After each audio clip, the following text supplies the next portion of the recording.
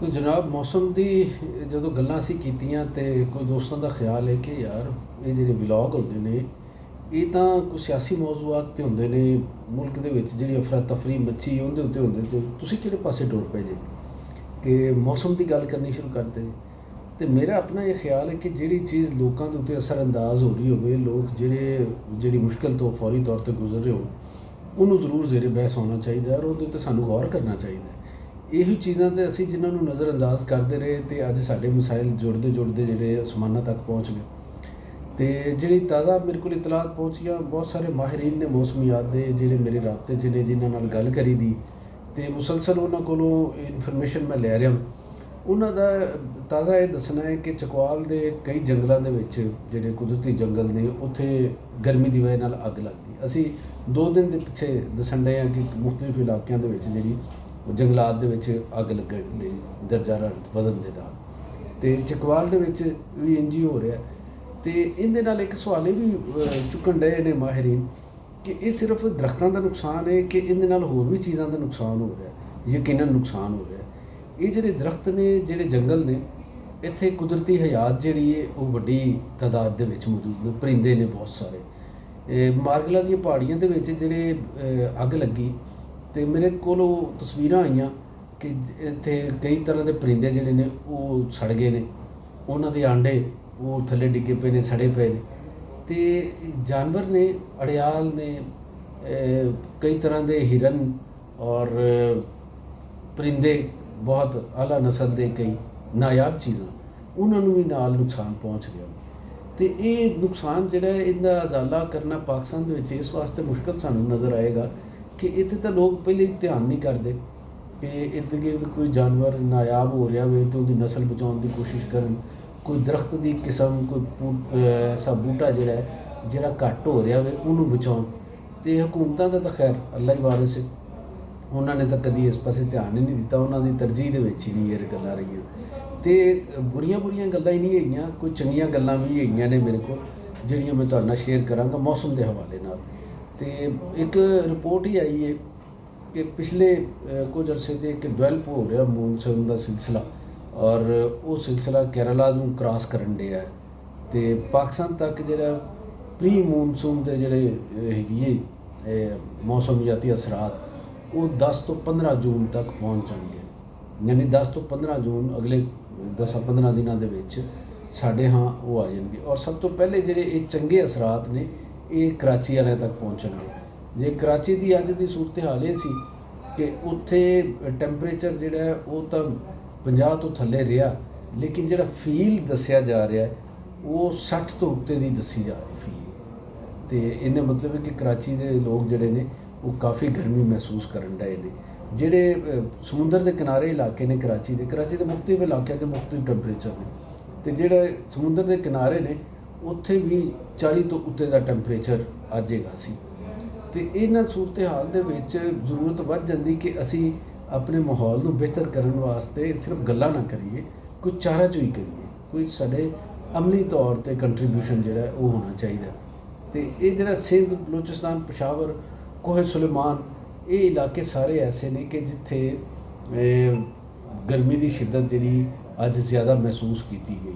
ਔਰ ਇਹ ਵੀ ਹੈ ਕਿ ਇਹ ਟੈਂਪਰੇਚਰ ਵਧਣ ਤੋਂ ਬਾਅਦ ਜਿਹੜਾ ਸਿਲਸਿਲਾ ਪਹੁੰਚੇਗਾ ਫਿਰ ਸਾਡਾ ਅਗਲਾ ਮੌਨਸੂਨ ਦਾ, ਅਤੇ ਉਦੋਂ ਵੀ ਮਾਹਿਰੀਨ ਦਾ ਕਹਿਣਾ ਕਿ ਜਿੱਥੇ ਬਹੁਤ ਗਰਮੀ ਇਹਨਾਂ ਇਲਾਕਿਆਂ 'ਚ ਜਿਨ੍ਹਾਂ ਦਾ ਮੈਂ ਨਾਂ ਲਏ ਨੇ ਤੁਹਾਡੇ ਸਾਹਮਣੇ, ਅਤੇ ਇੱਥੇ ਫਿਰ ਇੰਝ ਹੋਵੇਗਾ ਕਿ ਮੌਸਮਿਆਤੀ ਅਸਰਾਤ ਨਾਲ ਬਾਰਿਸ਼ਾਂ ਜ਼ਿਆਦਾ ਹੋਣਗੀਆਂ, ਸੈਲਾਬ ਆ ਸਕਦੇ ਨੇ ਔਰ ਇਹਦੇ ਨਾਲ ਇਹਨਾਂ ਇਲਾਕਿਆਂ ਦੇ ਉੱਤੇ ਇੱਕ ਹੋਰ ਮੁਸੀਬਤ ਜਿਹੜੀ ਉਹ ਆ ਸਕਦੀ ਜਿਹੜੀ ਪਿਛਲੇ ਵੀ ਅਸੀਂ ਕਈ ਸਾਲਾਂ ਤੋਂ ਵੇਖਣ ਡਏ ਹਾਂ ਕਿ ਇਹ ਪਹਿਲੇ ਤਾਂ ਵਿਚਾਰੇ ਵੈਸੇ ਹੀ ਮਹਿਰੂਮ ਇਲਾਕੇ ਨੇ, ਜ਼ਿੰਦਗੀ ਦੀ ਜਿਹੜੀ ਜ਼ਰੂਰਤਾਂ ਨੇ, ਜਿਹੜੀ ਤਰੱਕੀਆਤੀ ਮਨਸੂਬੇ ਨੇ ਉਹ ਇੱਥੇ ਤੱਕ ਪਹੁੰਚਦੇ ਹੀ ਨਹੀਂ ਹੈਗੇ। ਅਤੇ ਜਦੋਂ ਮੌਸਮ ਆਉਂਦਾ ਅਤੇ ਉਹ ਮੌਸਮ ਵੀ ਫਿਰ ਇਹਨਾਂ ਦੇ ਉੱਤੇ ਹਮਲਾਵਰ ਹੋ ਜਾਂਦਾ ਅਤੇ ਉੱਥੇ ਕਾਫੀ ਨੁਕਸਾਨ ਲੋਕਾਂ ਦਾ ਹੋ ਰਿਹਾ ਮੁਸਲਸਲ। ਅਤੇ ਇਹਨਾਂ ਇਲਾਕਿਆਂ ਵਾਸਤੇ ਜਿਹੜੇ ਲੋਕ ਰਹਿਣ ਵਾਲੇ ਨੇ ਉਹਨਾਂ ਨੂੰ ਚਾਹੀਦਾ ਕਿ ਹੁਣੇ ਕੋਈ ਪ੍ਰਬੰਧ ਕਰ ਲੈਣ ਆਪਣੇ ਬੱਚਿਆਂ ਦੇ ਹਿਫਾਜ਼ਤ ਵਾਸਤੇ, ਆਪਣੇ ਜਾਨਵਰਾਂ ਦੇ, ਪਸ਼ੂਆਂ ਦੀ ਹਿਫਾਜ਼ਤ ਵਾਸਤੇ, ਉਹਨਾਂ ਦੇ ਚਾਰੇ ਦਾ ਇੰਤਜ਼ਾਮ ਕੁਝ ਕਰ ਲੈਣ ਅਤੇ ਐਸੇ ਉਹ ਐਮਰਜੈਂਸੀ ਦੇ ਉੱਤੇ ਨਾ ਰਹਿਣ। ਇਹਨਾਂ ਕੋਲ ਪਹਿਲੇ ਤੋਂ ਮਹਿਫੂਜ਼ ਜਗ੍ਹਾ ਵੀ ਹੋਣ, ਕੁਝ ਚਾਰਾ ਖੁਰਾਕ ਵੀ ਹੋਵੇ ਅਤੇ ਫਿਰ ਇਹ ਅਗਲੇ ਜਿਹੜੇ ਮੌਸਮ ਆ ਰਿਹਾ ਮੌਨਸੂਨ ਦਾ, ਜਿੰਨੀ ਗਰਮੀ ਪੈਣ ਡਈ ਇੰਨਾ ਹੀ ਮੌਨਸੂਨ ਸਾਡੇ ਵਾਸਤੇ ਖੌਫਨਾਕ ਹੋ ਸਕਦਾ। ਅਤੇ ਜੇ ਇਹ ਸਾਰੇ ਇੰਤਜ਼ਾਮਾਤ ਕੀਤੇ ਹੋਣਗੇ ਤਾਂ ਫਿਰ ਇਹ ਵਾਲੀ ਸੂਰਤ ਹਾਲ ਨਹੀਂ ਹੋਵੇਗੀ।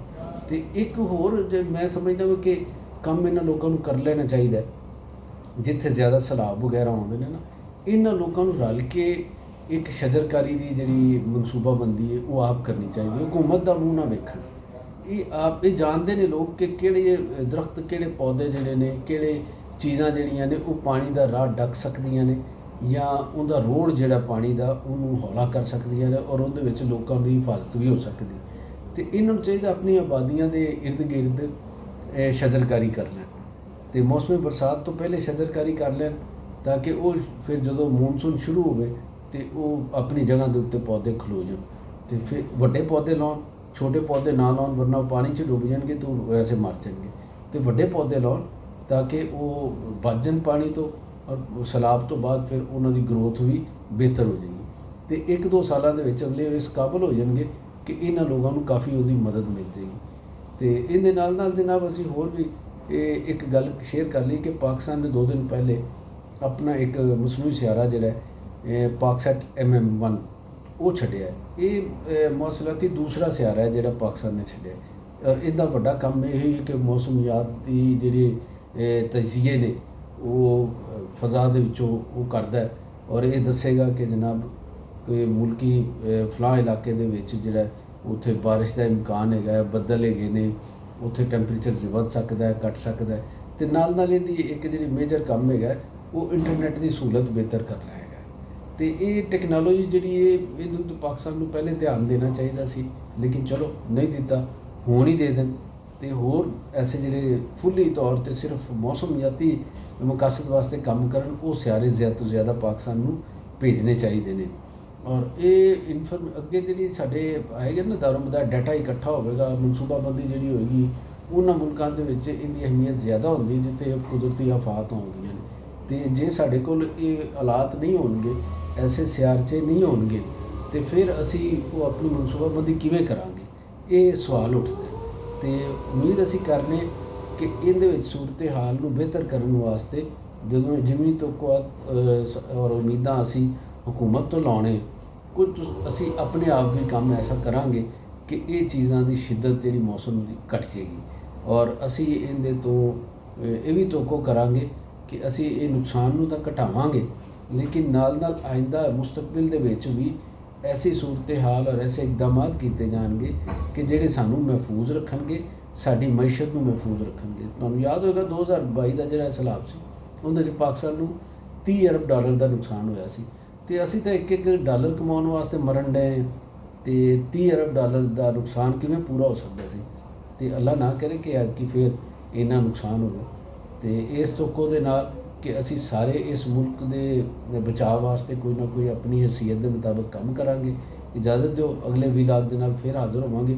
ਅਤੇ ਸਬਸਕ੍ਰਿਪਸ਼ਨ ਦੀ ਦਰਖਾਸਤ ਹੈ, ਜ਼ਿਆਦਾ ਤੋਂ ਜ਼ਿਆਦਾ ਲੋਕਾਂ ਨਾਲ ਸ਼ੇਅਰ ਕਰੋ ਅਤੇ ਸਬਸਕ੍ਰਾਈਬ ਕਰੋ। ਜਿਉਂਦੇ ਰਹੋ ਵਾਸਤੇ।